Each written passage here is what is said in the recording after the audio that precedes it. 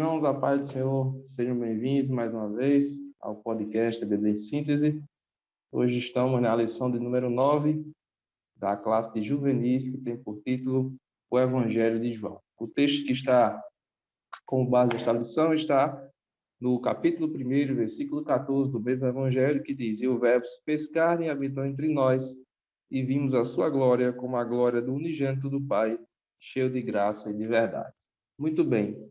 Me acompanha hoje, mais uma vez, irmã Milka, Pai do Senhor. A paz do Senhor José, a paz do Senhor Reinaldinho, a paz do Senhor professor, a paz do Senhor aluno também. Eu fiquei sabendo que tem alguns alunos assistindo os podcasts, é muito bom. A paz do Senhor a vocês, sejam bem-vindos. Muito bem. E de volta conosco mais uma vez, nosso irmão Reinaldinho. A paz do Senhor, Reinaldinho. Paz do Senhor, irmão José, paz do Senhor, irmão Milka. Você, professor, você, aluno que está nos assistindo, Deus abençoe o seu dia de hoje. Amém. Graças a Deus. Queridos, hoje estaremos estudando o quarto evangelho. Estivemos aí nas últimas 3 lições estudando os evangelhos sinóticos. E hoje este evangelho tão amado, tão querido, eu receio até que Milka hoje tem muita coisa para falar sobre ele, porque eu já vi que ela gosta bastante do evangelho de João. E aí, Milka, o que a gente pode falar da introdução neste livro tão importante, tão amado por todos? Eita, já começou comigo, né? E fui dizer, né, que gostava do Evangelho de João. Pois é. Bem, então vamos lá, né? O Evangelho de João, ele traz muita informação nova em relação aos demais evangelhos, certo? E ele também tem uma característica muito especial para mim, que é o período em que ele foi escrito, porque ele já vai ser escrito depois que os outros evangelhos tinham sido escritos e divulgados. Então, ele traz realmente informações novas e tem alguns objetivos diferentes. Enquanto a gente vê ali nos evangelhos, Lucas faz como uma biografia ali para Teófilo, né, que vocês viram no episódio passado.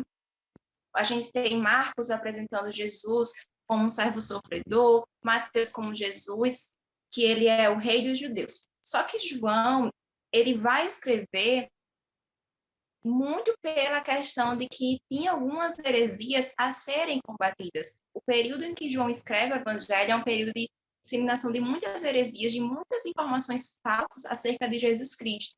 Então, ele vem com o intuito não apenas de relatar quem é esse Cristo, ele vem com o intuito de dizer quem é Jesus, que Jesus é o Filho de Deus, mas de retificar a natureza divina de Cristo. Que natureza era essa?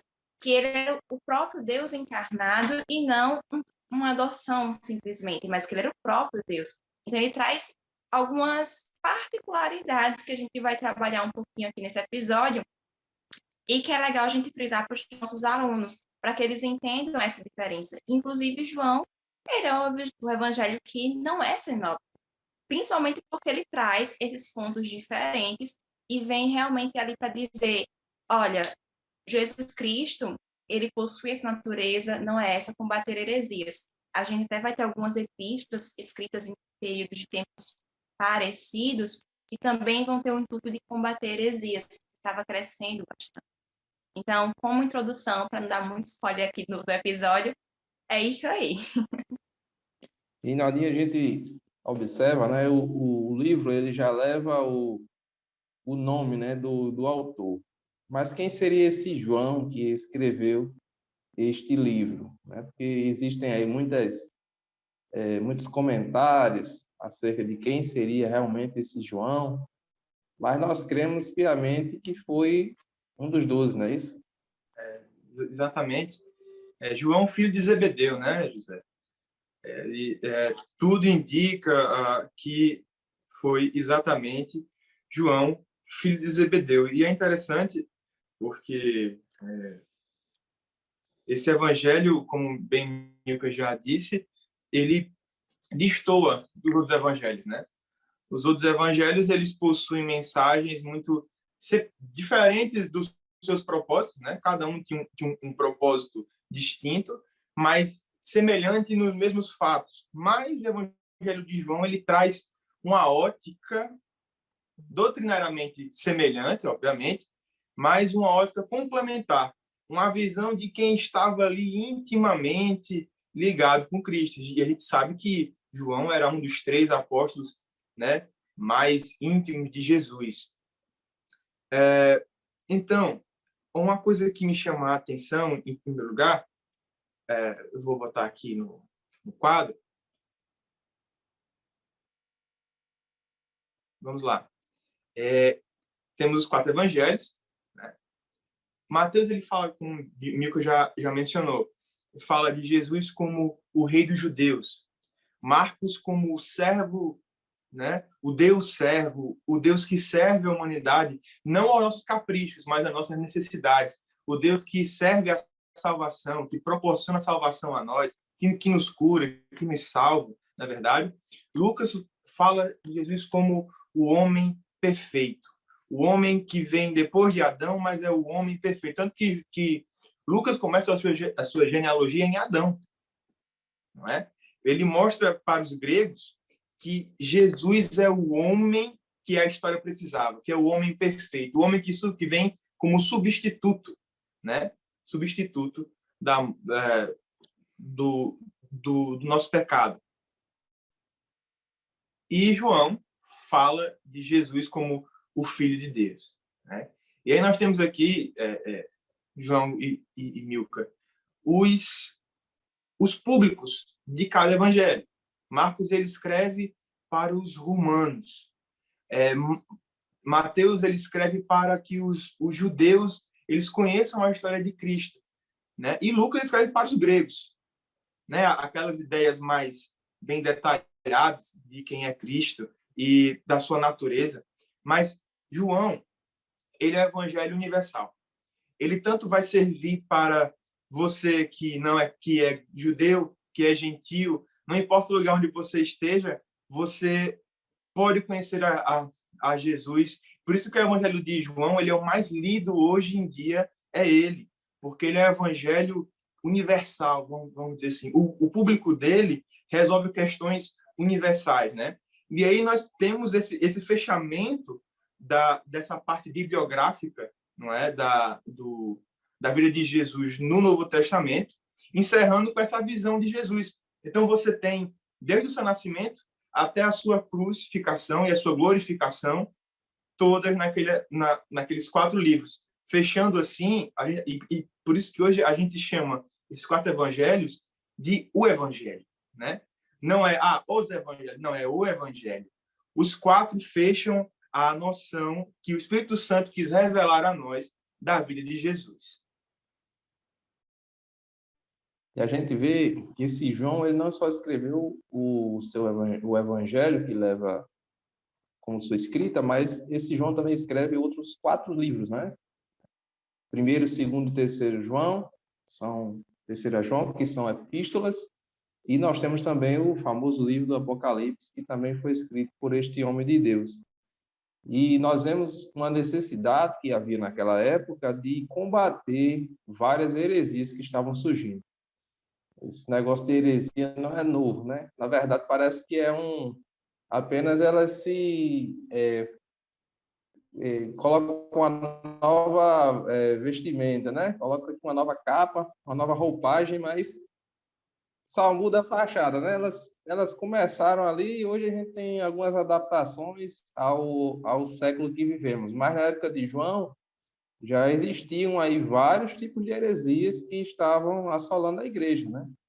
Então, João tem essa necessidade de escrever um evangelho, um livro falando sobre Cristo e sua obra, com uma ótica um pouco diferente dos evangelistas sinóticos, mas que também defendesse aquilo que ele estava propondo a escrever, a defender uma natureza de Cristo, que Cristo veio em carne e que também ele era o Filho de Deus. Então, havia essa necessidade apologética no escrito de João e também apresentar um Cristo de uma forma mais íntima, não é? Diferente um pouco dos demais. João apresenta Jesus como aquele que ele mesmo inclinava a cabeça sobre ele. Então, é um evangelho muito íntimo do Senhor Jesus.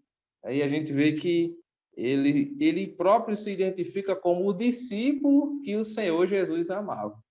Veja que privilégio que ele vai trazer. Ele nunca diz, foi eu, João.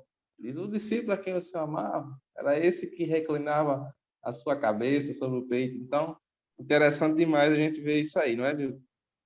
Com certeza. E falando sobre como João apresenta esse Jesus, né? A gente começa o livro de uma forma muito icônica, né? E o verbo se fez carne e habitou entre nós, né? É a escrita mais diferente de todos os evangelhos.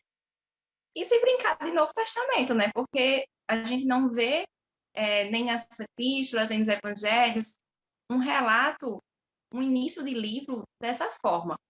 E é bem interessante a gente pensar nisso, porque se a gente for ver, para os judeus, você pensar que o próprio Deus divino, soberano, aqueles em que eles não pronunciavam nem o seu nome, eles levavam realmente muito a sério a questão do mandamento de não tomarás o nome do Senhor seu Deus em vão, eles não pronunciavam o nome dele. Tanto que o nome ali escrito na Bíblia, no original, até hoje nós não sabemos a real pronúncia do nome, porque eles não pronunciavam. Então, a gente, quando fala esse nome do original, a gente fala com entonação parecida, né? Com sonoridade parecida, mas a gente não sabe realmente como é porque eles não pronunciavam. Então, vejam o patamar que eles colocavam Deus. Imagina, agora, este público, neste entendimento, imaginar que Deus se faz carne, que Deus se faz criatura, era algo que para eles era inimaginável. E aí é o que João revela. Este Deus se fez carne por nós e habitou entre nós. Então, isso quebra um paradigma muito grande daquela época. E se a gente for pensar também nos gregos, que era parte da população, o verbo, logos, para os gregos, que é onde está ali na Grécia Antiga, a filosofia antiga, eles trazem logos a questão da razão, algo extremamente importante para os filósofos. A gente vai ter aí, uns anos atrás, séculos atrás, Platão, Aristóteles, trabalhando sobre isto, a questão do Platão, dicotomia, mundo das ideias, mundo sensível, mundo real, e a razão era supremo, era o ponto máximo, em outras palavras. Só que aí, João está dizendo, olha, a palavra, a razão, o logos, ele habitou entre nós, ele veio à Terra.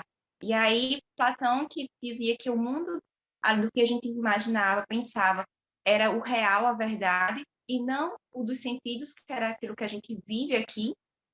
Agora, João está dizendo que ei, não é bem assim, não. Deus, ele está acima de todos nós, a gente não o vê, mas ele se faz homem e é tão importante quanto o Deus que está lá. Então, as três pessoas da Trindade, Deus Pai, Deus Filho e Espírito Santo, seja encarnado como Jesus Cristo ou não, que é o Deus Pai e Deus Espírito Santo, são importantes. Então, ele vai quebrar logo no início com dois grandes paradigmas da época. O paradigma dos judeus, hebreus, e o paradigma dos gregos. Então, João ele vem fortemente rompendo esses pensamentos e mostrando que o Deus ele se faz acessível até nós. E aí entra no que vocês falaram, né? O evangelho que é acessível a todos. É um evangelho universal. Não tem um público-alvo específico à escrita, mas fala sobre todos nós e abraça todos nós desde o início.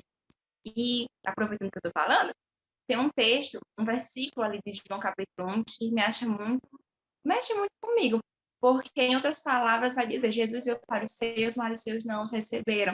E por isso temos o direito de sermos feitos filhos de Deus. Então, ele traz todo o plano da salvação lá no primeiro capítulo. Isso é muito interessante. E quebra esses paradigmas. Tem um detalhe, Milka, que o Logos também era uma espécie de princípio universal, né, de tudo que existia para os gregos, o Logos. Então, quando João apresenta Jesus como o Logos de Deus, ele está dizendo, em outras palavras, aos gregos que ele é a razão de tudo aquilo existir. Né? Jesus é o princípio de todas as coisas. E por isso que ele diz, sem ele, nada do que foi feito se fez. Ele é o modo como Deus usa para se revelar aos homens. É por isso que ele diz também que Deus nunca foi visto por ninguém, mas o seu Filho, né, Jesus Cristo, ele deu a conhecer a nós, né? Ele diz isso no versículo 18. Deus nunca foi visto por ninguém, o Filho unigênito que está no seio do Pai, este o fez conhecer. Então, Jesus é a apresentação, é por isso que até o autor dos Hebreus diz que ele é a imagem do Deus invisível. É esse Cristo que vem para mostrar aos judeus, aos gregos, quem era esse Deus que estava ali, que ama todas as pessoas, Reinaldinho. Amém, glória a Deus, que acho que o capítulo 1 de João, ele é um capítulo combativo, né? Já dá só para ficar nele, viu? Falar a lição todinha do capítulo 1. E é isso mesmo. Aqui a gente está dando só algumas pinceladas. Você vê que o comentarista da lição, ele deixa bem aberto para você falar o que você quiser. Porque você falar sobre o Evangelho de João, você pode falar em um trimestre todo. Talvez a vida toda sobre João 1. É muito complexo. Tanto é que eu trouxe aqui Eusébio Cesareia. E ele, no começo do livro dele, História Eclesiástica, ele já vai dizer que João 1, ele é um tema difícil. Ele vai dizer, olha, é um tema difícil. Ele vai dizer aqui, ó, ele vai falar que nenhum tratado desse modo é suficiente, né? Tratados humanos, é suficiente para expressar a origem, a dignidade ou mesmo a substância e natureza de Cristo, né? E ele vai falar que tudo se evidencia naquelas passagens mais obscuras, ou seja, mais difíceis, mais cultas, em referência à sua divindade. No princípio era o Verbo, e o Verbo estava com Deus, e o Verbo era Deus.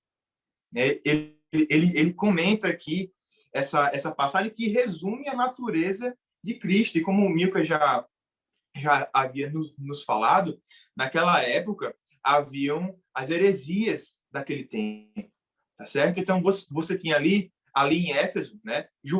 João ele começa o seu ministério em Jerusalém junto com Pedro, né? Depois ele vai para Éfeso como evangelista, e aí lá os irmãos pedem a ele. Vocês sabem que Éfeso foi uma igreja que Paulo plantou, era a capital da região da Ásia Menor, do Império Romano. E ali os irmãos chegam para João e falam: João, escreve um evangelho inspirados por Deus. Isso é o que a história da igreja conta. Escreve um evangelho, porque, olha, tem um rapaz chamado Cerinto, que ele está aí, rapaz, pregando gnosticismo, está aí pregando heresias. A gente vai aqui mencionar pelo menos 3, né?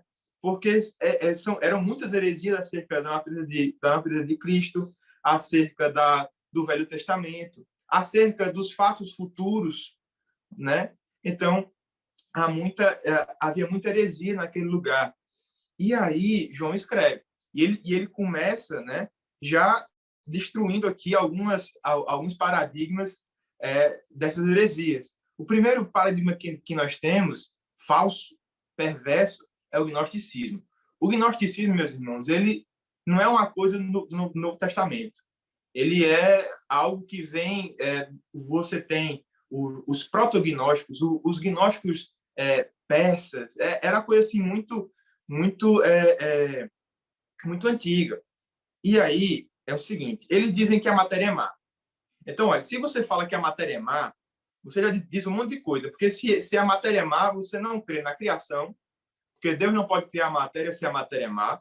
Você não crê na encarnação de Cristo, porque como é que pode? É justamente o que Milka falou. Era inconcebível para os gregos pensar que um Deus iria se encarnar, tornar-se matéria, né? E aí, olha, Jesus é um tapa na cara dos deuses gregos, sabe? Porque eles são eternos, eles são imortais, né? São poderosos, mas são traidores, fornicadores, adúlteros, né? Eles são injustos, mas Jesus era um homem, padeceu, mas tudo foi perfeito, foi bondoso, foi o servo, foi o homem perfeito, não é? E aí também você não crê na ressurreição, porque se ele estava morto e foi para o Pai glorificado, por que ele vai voltar de novo, né? E aí nessa linha você cria uma subtese perversa, que é o docetismo, que Jesus é uma ilusão. Eles dizem que Jesus, meus irmãos, não deixava nem marcas na areia, né? Porque ele era um corpo etéreo, era um corpo ilusório. Você passava a mão nele, ele fazia assim, passava, né, por dentro dele. E isso é... Você fala, João?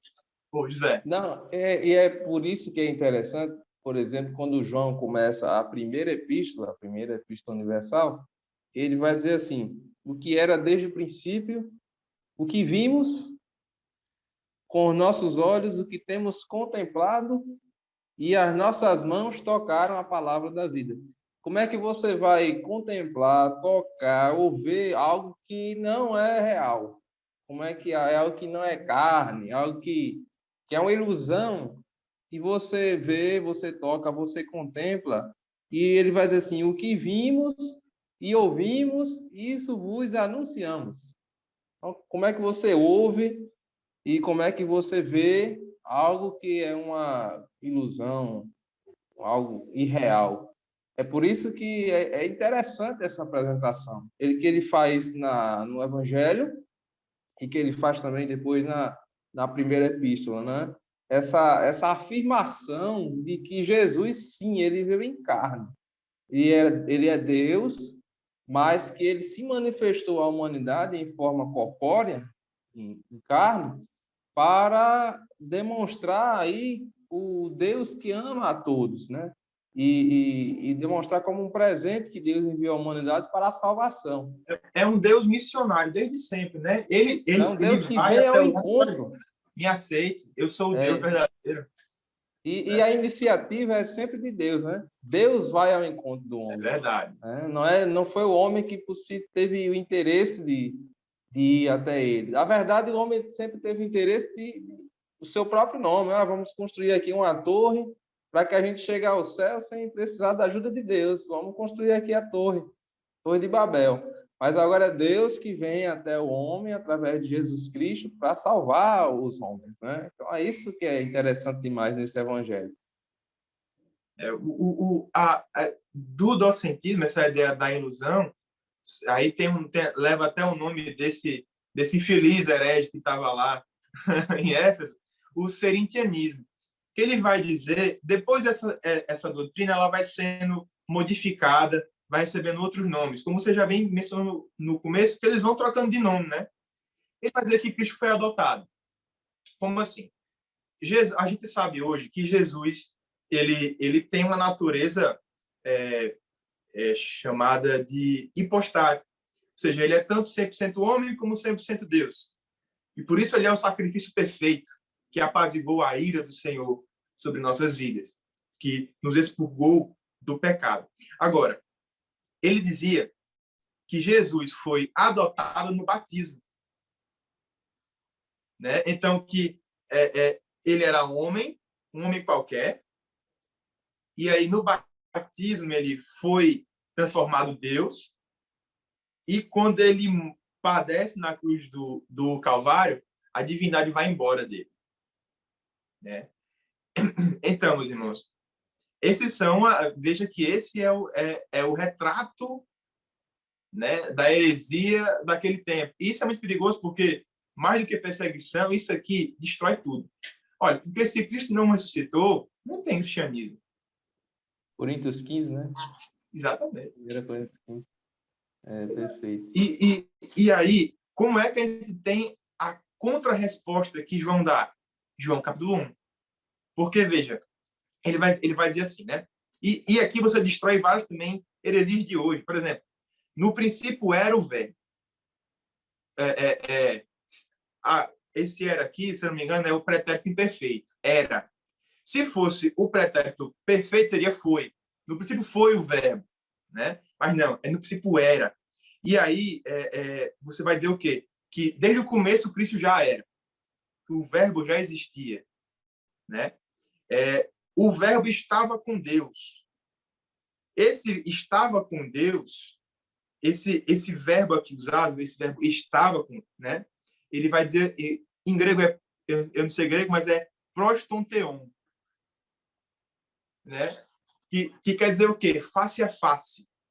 E isso nos mostra o quê? Já quebra aquela ideia do unicismo, que só há um Deus, né? São três deuses e uma pessoa só. Porque face a face quer dizer que são pessoas diferentes. São pessoas diferentes, mais próximas, né? E o verbo era Deus. Acabou. E aqui prova a divindade de Deus, do nosso Jesus, né? Ele estava no princípio com Deus, e todas as coisas foram feitas por ele, sem ele nada do que foi feito se fez. E aqui ele faz referência à passagem em Gênesis que fala façamos, né, no plural. E aí a gente, ele vai falar, e aqui eu acho interessante, só mais um adendo, José e Milka, que o Evangelho de João ele traz algumas simetrias em algumas passagens. Porque, e eu acho isso muito interessante, porque o número 7 está presente em tudo, né, José? E ele mostra, de alguma forma, João faz uma referência à divindade de Deus através de Jesus, através desses 7, né? Veja só, eu tenho aqui anotado, são 7 milagres, são 7 sermões, são 7 eu sou, né? E aí você vai ter aqui, né, uma proporção, né? Vamos dizer assim, que a proporção áurea judaica era o 7. Então você tem ali sempre apontando para Jesus como esse homem é Deus, né? Sempre apontando para este homem Deus. Nós temos aí também, Milka, um detalhe que existem, como a gente falou dessas as seitas, né? Muitas delas negam também a divindade de Jesus. Existem até traduções, como a tradução Novo Mundo, que ela diz aqui, no princípio era o verbo estava com Deus e o verbo era um Deus. Ela traz essa versão para negar a divindade de Cristo, não é? Para dizer que Jesus não é Deus. Mas o João deixa muito claro como que Jesus seja o verbo, seja Deus e seja plenamente a sua natureza divina. Nesse evangelho, nós temos aí, apesar de algumas semelhanças, nós temos algumas distinções relacionadas aos sinóticos, não é? E eu queria que você, Milka, nos informasse ao professor, até mesmo ele poderia colocar num quadro, uma tabela, semelhanças e diferenças entre João e os evangelhos sinóticos. Quais seriam algumas diferenças principais entre João e eles, eventos, mensagens que são diferentes de João e dos demais evangelhos? Então, vamos lá. É muito interessante fazer esse quadro de diferentes semelhanças, porque é a última lição sobre os evangelhos do trimestre. Então, é bom até para eles retomarem os evangelhos anteriores e aprenderem sobre João. Uma coisa que vocês podem estar colocando como diferença, que dá certo para todos os evangelhos, é a forma como se começa os 4 evangelhos, por exemplo.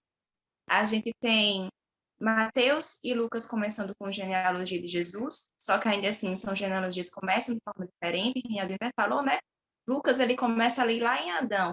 Já Mateus, não. Mateus, ele tenta trazer a linhagem de Jesus, refletindo a linhagem de Davi, para mostrar que ele era o Messias prometido.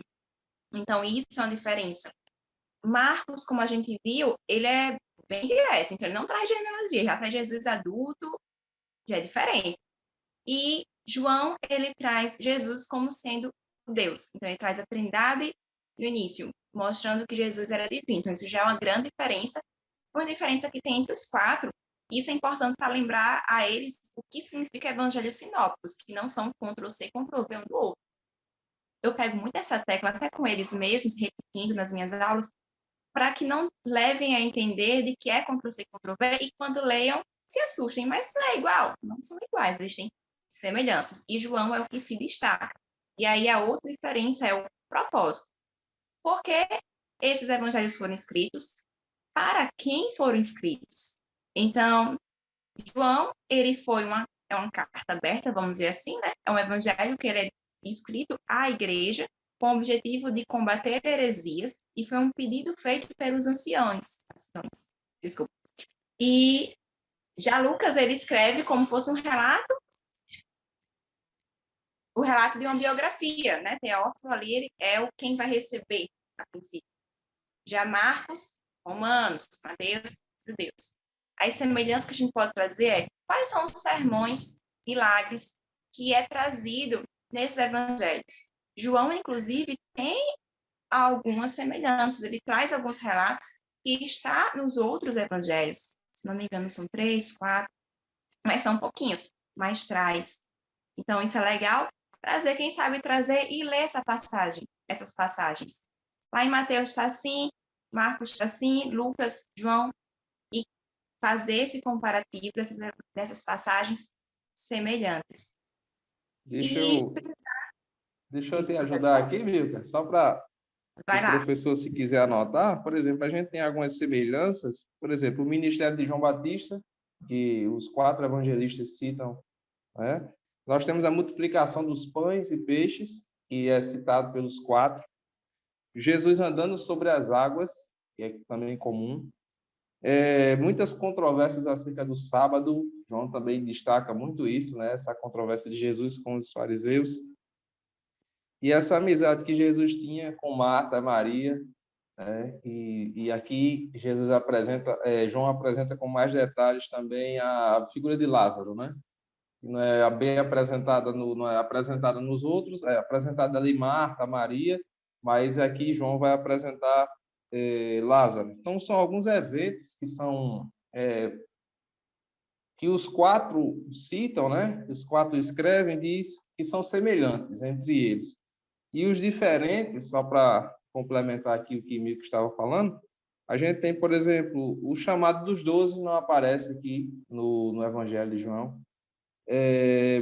Parábolas, a gente não observa, né? Parábolas. A transfiguração de Jesus também está ausente aqui. Enfim, tem algumas coisas que são diferentes, mas veja, é interessante porque cada um tem o seu propósito e esse propósito é plenamente cumprido, não é? É como se, como ele foi o último a escrever, disse, olha, já falaram sobre isso aqui, eu já estava lá, já me citou que eu estava lá, não vou repetir, né? Você vê, pronto, a Bíblia Pentecostal, de Estudo Pentecostal, ela vai trazer assim, olha, que ele usa, por exemplo, o emprego de palavras em destaque, como luz, palavra, amor, testemunho, conhecer, trevas, mundo, crer. Crer são 98 vezes. E a gente percebe que o Evangelho de João ele traz uma mensagem soteriológica. Dos 4, ele é o mais teológico de todos. Ele traz conceitos bem delimitados do que é o Evangelho, do que é a mensagem de Cristo. Eu acho muito interessante. É um dos mais difíceis, na minha opinião, na minha humilde opinião, né? Quem sou eu fazer alguma coisa, mas eu acho um dos mais difíceis, um dos mais complexos. Começa logo assim, no princípio era o verbo. Se o cara pegar isso aqui como se fosse o primeiro evangelho, fica difícil da gente entender. Mas ele vai escrever já com uma bagagem muito grande dos irmãos que tinham escrito antes. Mas, mesmo assim, João ainda é o evangelho mais lido, né? É o evangelho universal. Alguns dizem que é o evangelho do amor, né? Que mostra essa... E José, só para a gente não mostrar, lembrando que esse slide aqui vai estar disponível, né? Para quem quiser, logo aqui abaixo, na descrição do vídeo. Mas o pastor Antônio Gilberto, ele divide esse evangelho em 3 partes. Obviamente que são 3 partes grandes, né? Nenhuma parte dessa vai ter só isso aqui ou vai ter só isso daqui. Na verdade, mas ele divide como uma forma majoritária, né? Ele começa com a revelação de Jesus e suas reivindicações, a manifestação dos seus discípulos e crucificação e glorificação, né? Isso aqui você pode, através disso, buscar para a sua aula, meus irmãos, e aqui também já é uma dica pedagógica, buscar conteúdos que estejam alinhados com a lição, né? Com bons autores, com os autores que a CPAD e que a Assembleia de Deus, em especial, já que estou falando aqui de EBD, né? Aprova, que ele segue. Então, Antônio Gilberto é um cara que dificilmente você vai discordar dele. Né? E se discordar, muito dificilmente você vai comprovar que está certo. Né? Se você quiser também, e eu sei que tem muitos pregadores aqui que nos assistem, né? E se vocês quiserem também, na Bíblia Pentecostal, eu gostei, eu vi alguns, mas nessa aqui foi a que eu gostei mais, porque ele descreve, olha, muito bem o Evangelho. Ele vai repartir o Evangelho de João em várias partes. Só a parte 2 aqui tem 18 partes. Então, você já pode, né, tirar ideias para a sua aula sobre... Você não tem que falar sobre tudo. Não dá para falar sobre tudo. Não dá para uma hora, 50 minutos, você falar sobre isso. Mas você pode pensar alguns pontos importantes que você tem afinidade, por exemplo, e fazer, né? E fazer aqui alguma coisa. A gente também botou aqui no nosso slide, se você quiser, um slide falando, né, sobre por que João era um discípulo próximo a Jesus e era realmente um amado, né? E aqui você vai ver algumas coisas, né? Por exemplo, esse inclinar do ombro em Jesus é porque algumas pessoas pensam que é botar assim a cabeça, como faz um marido e uma mulher, um namorado e namorada, assim, bota a cabeça assim. Mas não. Eles estavam à mesa e a mesa era meio reclinada, assim. Era como se João estivesse falando assim: mestre, quem é que vai lhe trair? Né? Ele dá uma viradinha para trás assim, bota a cabeça no ombro, fala isso, meu. Não sou eu não, né? Acho que foi uma tensão ali naquela hora. Por exemplo, aqui uma outra coisa, né? João, ele estava durante o julgamento no Sinédrio, na casa do sumo sacerdote. Como ele bota aqui, foi ele e Pedro. Pedro negou, o galo cantou, ele vazou, ele foi embora. Mas João, ele fica, né? Aí depois você tem aqui, ele estava com ele durante também a crucificação. Por que a gente não colocou aqui que ele não estava, que ele ficou só João no julgamento lá com Pilatos? Porque Mateus, por exemplo, estava lá.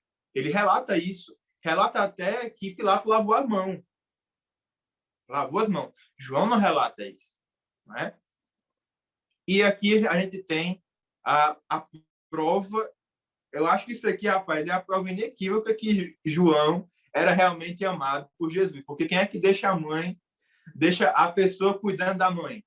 Rapaz, assim uma confiança. E ele cuida dela até ela ficar mais velha. Né? Tudo indica que João adotou Maria como mãe. Cuidou dela até ela falecer. Né? Então, realmente, sabe o que isso me fala? Isso diz o seguinte, aqui eu me veio agora essa inspiração, é que Jesus às vezes nos dá responsabilidades um pouco difíceis, né? Como essa que João recebeu de cuidar da mãe. Mas é porque quem tem um relacionamento muito próximo com Jesus, olhe, se você busca se relacionar mais forte com Jesus, um relacionamento mais robusto com Jesus, se prepare, porque surgirão responsabilidades para você. Se você é um jovem e pensa que, olha, eu vou ser sempre um canto de banco, olha, não é assim. Jesus sempre vai ter algo para você, uma responsabilidade para cuidar de alguém, para ajudar alguém, e você, professor, você recebeu essa responsabilidade. Você recebeu uma grande responsabilidade. Você recebeu a responsabilidade de tornar o domingo de manhã desses jovens um milagre. Você recebeu a oportunidade de transformar esse domingo de manhã numa chance de salvar vidas, de pegar um jovem, um adolescente que estava lá com a vida destruída, com a vida esbagaçada, e falar de Jesus para ele. Esse é o momento. Então, é importante que você, quando for colher esses temas para enriquecer a sua aula, faça a famosa e repetida aplicação pessoal. Muito bem. Nós temos também neste evangelho uma apresentação da identidade de Cristo. Não é? João aqui ele apresenta Cristo como o Verbo, que a gente já falou muito bem no capítulo 1, mas também, que ele apresenta Jesus como o Filho de Deus. Nós temos aqui várias referências, né, que mostram ele como Filho de Deus. Exatamente. Inclusive, é em João que nós temos o versículo-chave, que a gente chama de versículo-chave da Bíblia. João 3,16. Né? Porque Deus amou o mundo de uma tal maneira que enviou o seu Filho unigênito para que todo aquele que nele crê não pereça, mas tenha a vida eterna.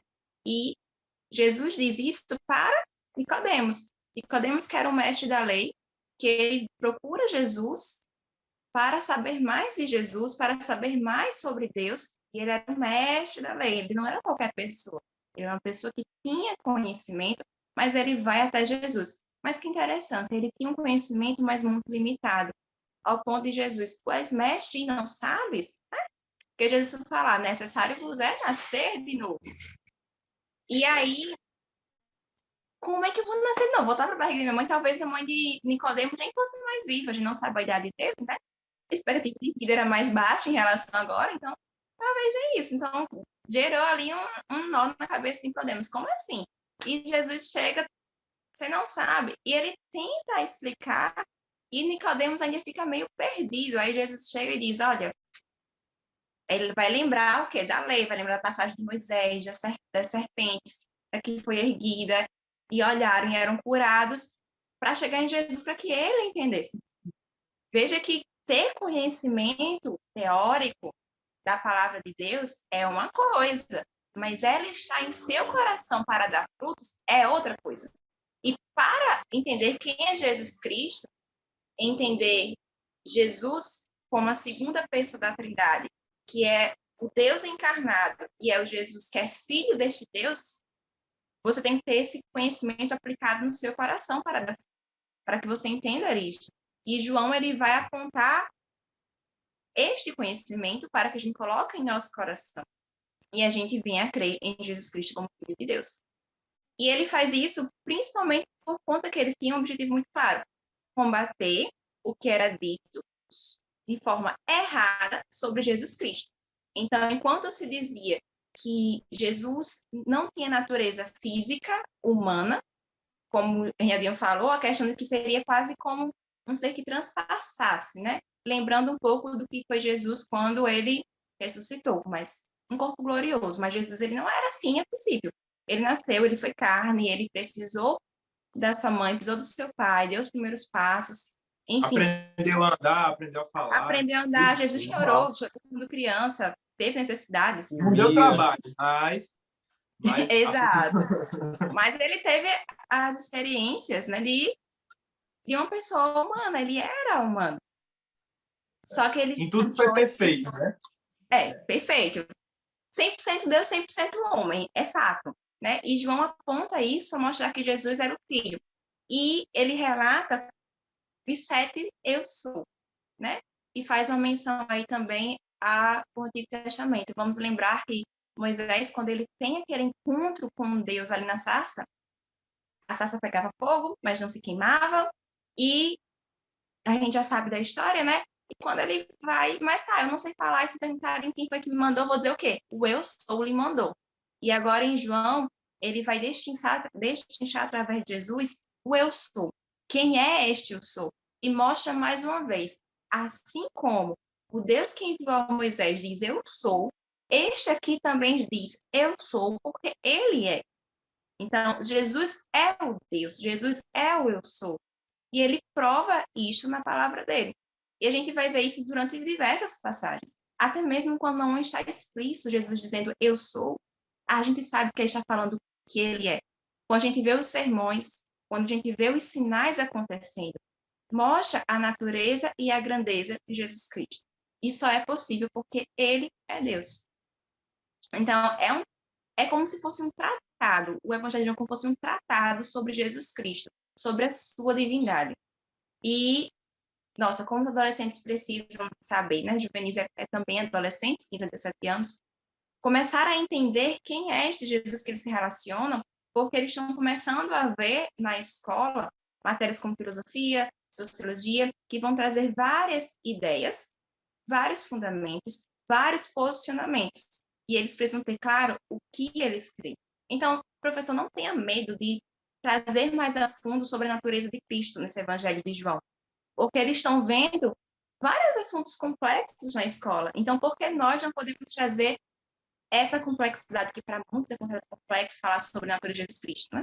Mas, se eles veem na escola algo deste nível, vamos trazer algo na igreja também de alto nível, porque nós, como igreja, sabemos que esta palavra é verdadeira e que ela é essencial.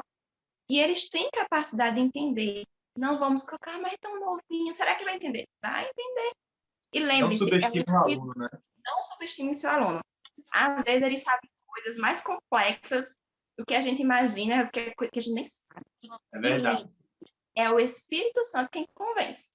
Então, você vai falar, vai explicar de maneira mais didática que você puder, mas é o Espírito Santo quem vai convencer. A gente falando de Trindade Eu aqui, descobri esses dias, Milka. é o Espírito Santo. Pode dizer. Eu estava conversando com meus alunos esses dias, eu descobri que a maioria deles sabe programação. Sabe? Meu Deus do céu, eu... Linguagem R, um negócio meio C+, às vezes eu fico perdida, eles conversando. Um negócio assim, rapaz, vocês são... Sabe mais que o professor, às vezes. Pois é, porque, meu Deus do céu. E a gente fica pensando, esse aluno não pode aprender teologia, esse aluno não sabe, né? Ele é muito pequeno, aí o aluno sabe a matemática lá, a equação do segundo grau, exponencial, limite, exponencial. Exatamente. Eles têm plena capacidade de entender, então não tenha medo. E assim, eles gostam, porque ninguém gosta de ser subestimado. Por mais que tenham pessoas que usem, quando alguém subestima, use isso para ir à frente, mas não gostam. Ninguém gosta de subestimar. Não trate seu aluno como criança. Por mais que a adolescência seja uma fase assim, meio termo, né? Nem criança nem adulto, mas ele realmente não é criança. Então, ele tem uma capacidade cognitiva, ele tem uma capacidade de raciocínio que pode ser explorada. Eles sabem e gostam de desafiados. Se você não sabe como trabalhar esses temas, lance desafios. Desafios que levem esse aluno a pensar, a se questionar, a estudar, a buscar. E eles vão raciocinar, eles vão pensar e eles vão tirar boas conclusões disso. Vão sim, porque eles vão buscar na palavra de Deus. Então, não se preocupe, use isso a seu favor. É uma idade que eles questionam bastante. Lembra de você, quando tem essa idade, você não questionava, não perguntava, eles também questionam, perguntam. Use isso para que eles encontrem as respostas na palavra de Deus. E eles vão avançar bastante. E é interessante que o próprio João vai dizer assim, e eu rogarei ao Pai, e ele vos dará outro Consolador, para que fique convosco, e o Espírito da verdade, que o mundo não pode receber, porque não vê nem o conhece, mas vós o conheceis, porque habita convosco e estará em vós.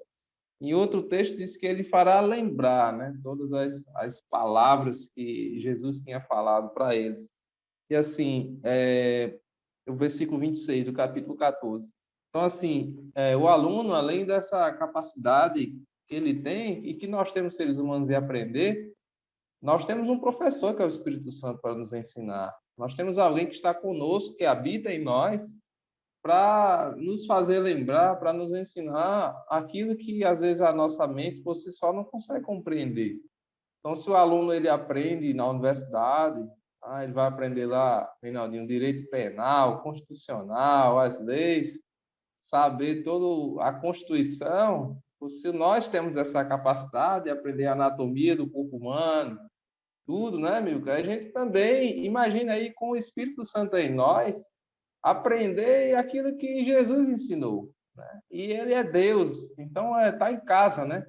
As palavras de Deus estarão em nós, porque o Espírito dele está em nós. Então é importante que nós tenhamos essa mentalidade de entender que nós precisamos explicar, ensinar aos nossos alunos, e eles vão compreender essa mensagem, porque é a mensagem da palavra de Deus, desse Jesus que é o eu sou. Eu acho interessante quando no capítulo 8, ele diz assim, Abraão, vosso pai, exultou em ver o meu dia.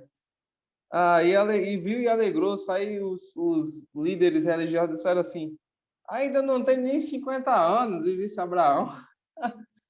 Aí Jesus dá a declaração dizendo, é verdade vos digo que antes que Abraão existisse, eu sou. Aí pronto, aí pegaram pedra para jogar em Jesus. Esse homem está falando blasfêmia, está falando besteira. É o eu sou, ele é. Antes de todas as coisas, ele já existia. Ele tem todo o poder. Reinaldinho. E aí a gente tem essa declaração do eu sou várias vezes no evangelho que João escreveu, né? Tem algumas declarações, se não me engano, são 7, né? 7 declarações. Então, ele fala, eu sou o pão da vida, eu sou a luz do mundo, eu sou a porta das ovelhas, eu sou o bom pastor, eu sou a ressurreição e a vida, eu sou o caminho e a verdade e a vida, e eu sou a videira verdadeira. Isso é muito lindo, né? E 7 vezes sempre lembrando aquela ideia do eu sou do Antigo Testamento, né? Do hebraico Elohim, né? E Deus, né? Quando ele fala lá a Moisés, ele fala eu sou, né? E também a ideia do Elohim, que eu sou, que são sinônimos, são palavras diferentes, mas são sinônimos para Deus, né? Por isso que eles pegam pedras, né, para jogar em Jesus, porque Jesus estava dizendo assim, eu sou Deus. Aí eles vão, ei, rapaz, que negócio é esse? Você está dizendo que é Deus?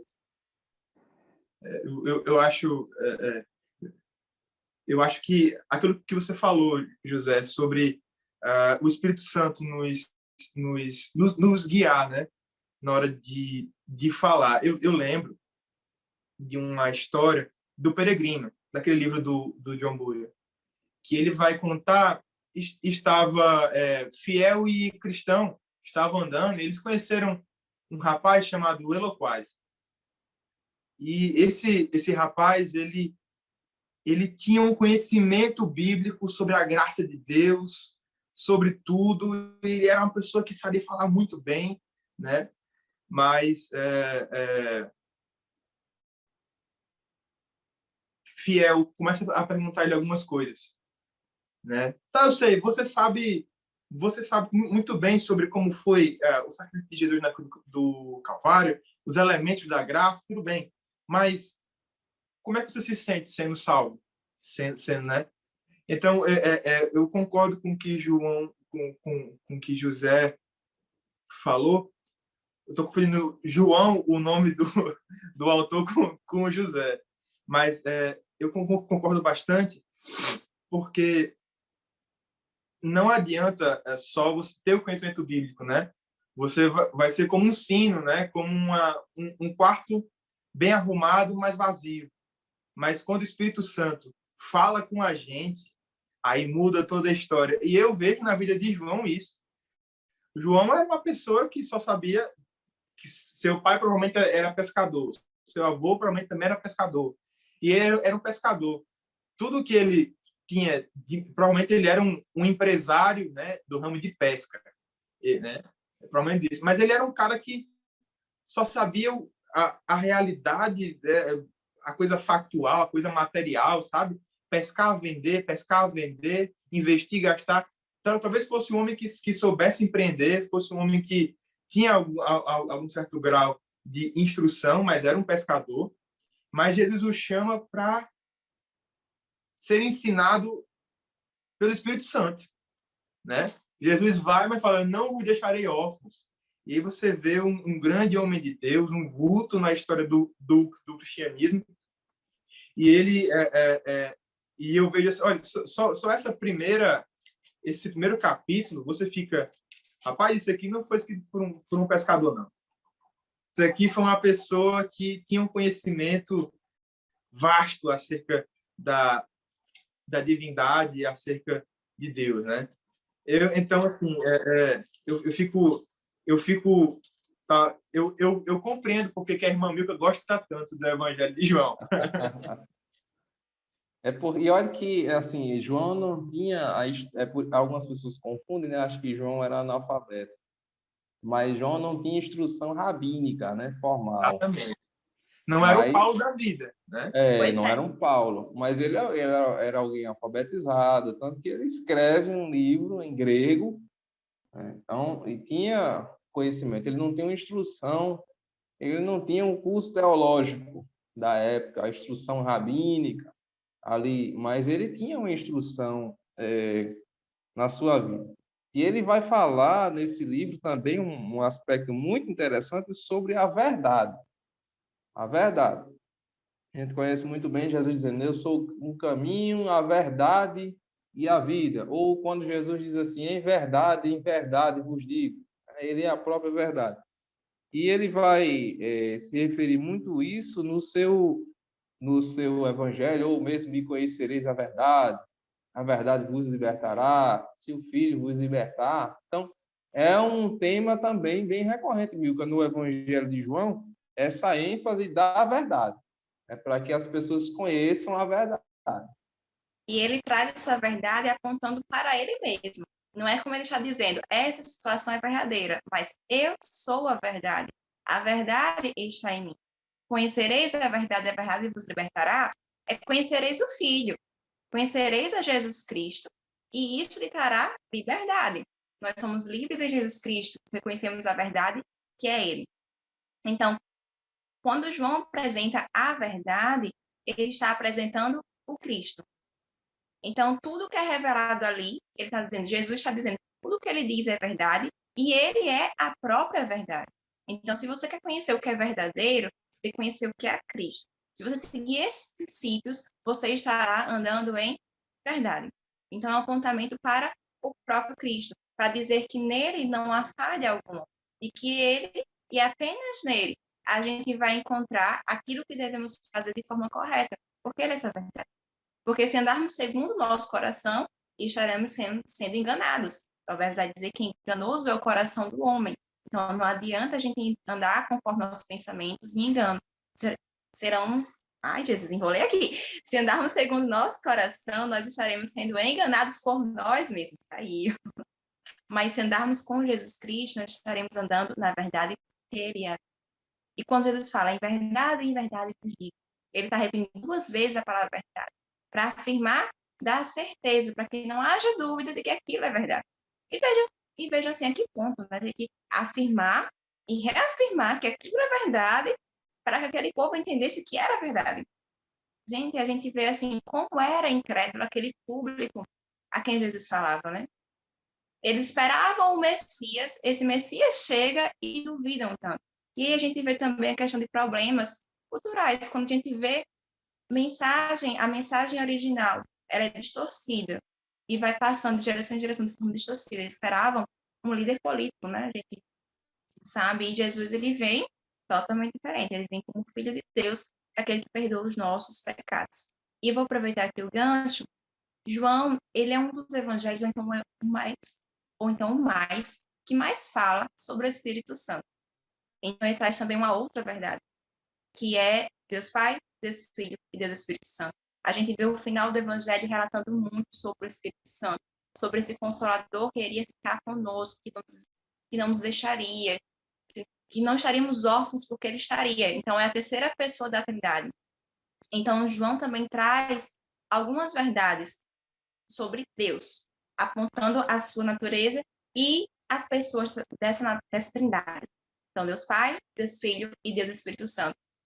Então, ele traz, inclusive, um manual sobre quem é Jesus Cristo, sobre as verdades de Jesus, sobre quem ele é e sobre Deus, nas suas 3 pessoas. Então, isso é muito, muito, muito importante. Se quisermos saber qual é a base da nossa fé, a gente tem que ler a Bíblia, isso é fato. Mas eu quero entender a base da fé cristã de uma forma mais rápida, uma primeira vez, assim, ter um contato primeira vez, é o livro de João. Porque você vai ter tudo sobre o Evangelho, sobre quem é Cristo, sobre as boas novas, sobre quem é Deus. Talvez vá precisar de alguém me explicando alguns pontos, se você nunca teve contato com o cristianismo, com a palavra de Deus. Mas se quer um resumo, tá aqui. Não tem como. É o básico. Por isso que a gente recomenda tanto. A primeira vez que você vai ler a Bíblia, comece pelo Evangelho de João, porque traz tudo o que a gente precisa saber, pelo menos o básico. E aí, professor, lança o desafio para o seu aluno. Vamos ler o livro de João. Quem sabe? Vamos fazer um resumo do livro de João. Vamos aplicar. Vamos tentar ter uma experiência com Deus. Vamos usar o Espírito Santo. Eu lembro quando mais nova, era muito comum escutar nos púlpitos e nas EBDs a seguinte frase: vai ler a Bíblia, ore para que o Espírito Santo lhe dê a interpretação, porque ele é o autor. Então, ele dá a interpretação correta. Então, vamos usar isso a nosso favor, vamos incentivar os nossos alunos a ler com o Espírito Santo. E aproveitar que João fala desse Espírito Santo para eles conhecerem quem é. às vezes falta um pouco desse conhecimento, e lendo o livro a gente entende bem quem é Cristo, quem é Deus e quem é o Espírito Santo. Muito bem. Reinaldinho, você ajude o professor, por favor, nesse momento, uma dica pedagógica para essa lição de número 9 sobre o Evangelho que João escreve. Opa, correu um erro técnico aqui, vai ser cortado na Acho que gravação. sim. Mas eu vou aproveitar o gancho, José. Posso? Pode sim. Vamos Vamos lá. retomar aqui. Pegando aqui o gancho de dica pedagógica, a gente sempre traz, né, dicas além da que está na lição. A lição traz um box chamado box interação, né, que é uma dica pedagógica ali também. E a gente tenta trazer outras para que aumente o repertório de você, professor, né, você tanto usa na sua aula, como posso usar em outras aulas, mas você fica à vontade. Mas dessa vez eu achei muito, muito interessante o box interação da lição. Não que as outras não sejam, tá? Eu gosto bastante, até outras minhas aulas também. Mas a de hoje achei muito legal, porque ele pede para fazer o seguinte com os alunos. Pede para cada aluno escrever uma experiência que teve com Deus, uma frase, uma oração, na verdade, né? Uma oração em português, um verbo. E escreve. Eu tive a seguinte experiência com Deus e relata. E depois que todo mundo escrever, todo mundo lê a experiência que teve. E deixa guardado, deixando embaixo. E você, professor, vai dando sua aula. Quando chegar no tópico 2, que é o tópico da lição 2, que fala sobre verbo, vai falar que João apresenta o verbo logo no início, você pede, pronto, vamos fazer o seguinte, agora refaçam a frase sem o verbo. Conte a experiência que você teve sem usar verbo nenhum. E eles vão tentar. Não vai fazer muito sentido, porque aí o verbo é da aliação, de quantidade, é o que faz. Você está contando uma experiência, você não tem como contar uma experiência sem um verbo. Então, pelo menos fica muito difícil. Eles vão quebrar a cabeça. E aí, a lição ele pede para fazer o gancho com o livro. O verbo é essencial. O nosso Deus é essencial.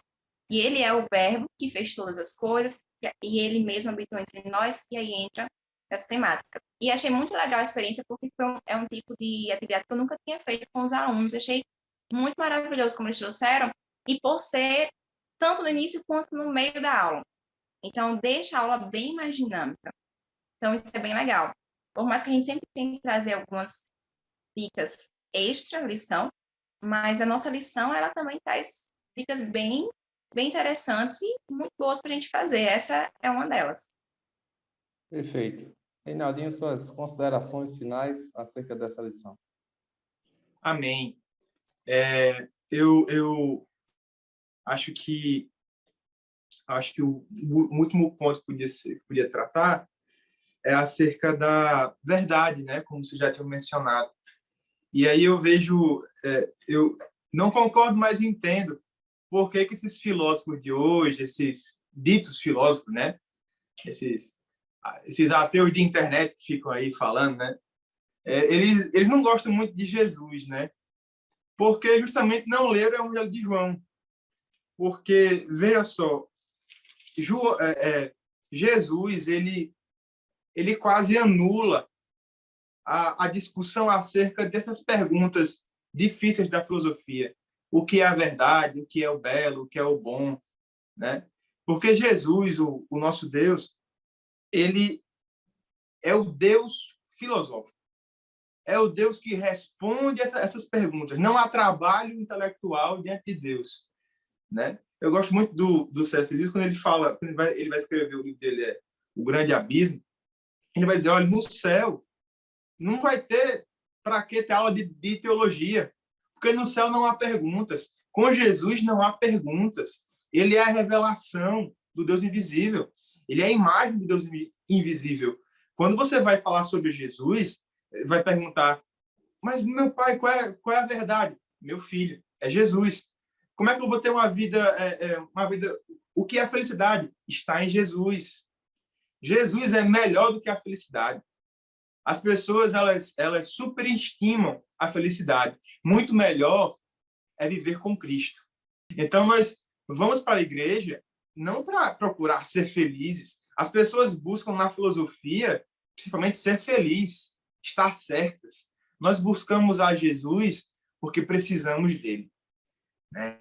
Porque precisamos da salvação, e aí é aquele propósito segundo, evangelístico. Nós precisamos crer em Jesus, crer no evangelho de Jesus, porque precisamos de vida. E vida eterna não é uma vida muito longa, não é isso. É uma qualidade de vida nova.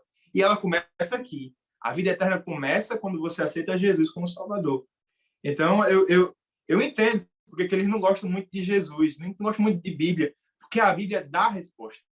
Eles ficam, não, porque, veja, o começo do universo foi com água, foi com fogo, aqueles pré-socráticos, né? Aquela coisa toda. A verdade é relativa. Não, ele só olha mais ou menos assim, não. A verdade é Cristo.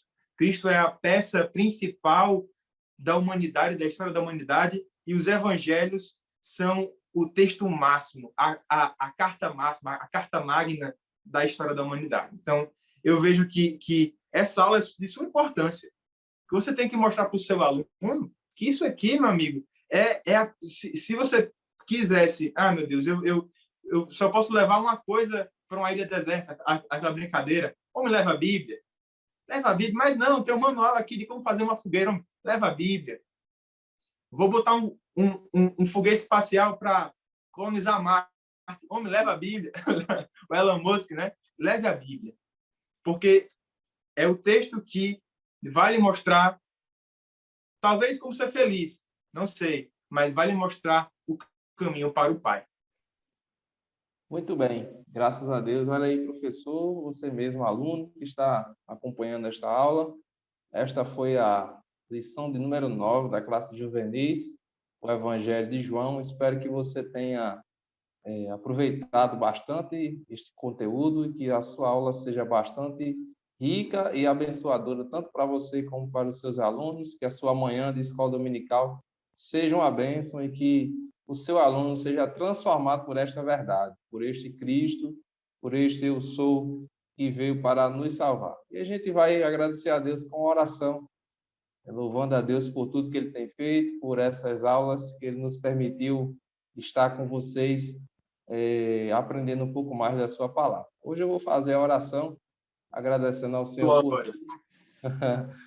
que o Senhor continue abençoando a todos. Ora, Senhor, nosso Deus, nosso Pai, nós queremos te agradecer por mais esta oportunidade que o Senhor nos concedeu de estarmos em tua presença e de estarmos aprendendo a tua palavra, aprendendo sobre o Verbo que se fez carne, que habitou entre nós e que veio para salvar a humanidade, para salvar os pecadores, da qual nós estamos incluídos. Senhor, muito obrigado por tudo. Que a tua palavra venha iluminar os corações, venha transformar vidas através de ensinamento, Senhor, na escola dominical, que o Senhor venha abençoar os professores, os alunos, todos aqueles que nos acompanham através desse podcast. Abençoa a todos, Senhor, no nome de Jesus. Nós te pedimos estas coisas e já te agradecemos. Amém. Amém. Deus abençoe você, professor, aluno, você que acompanha o nosso podcast EBD em Síntese. A paz do Senhor a todos. Paz do Senhor.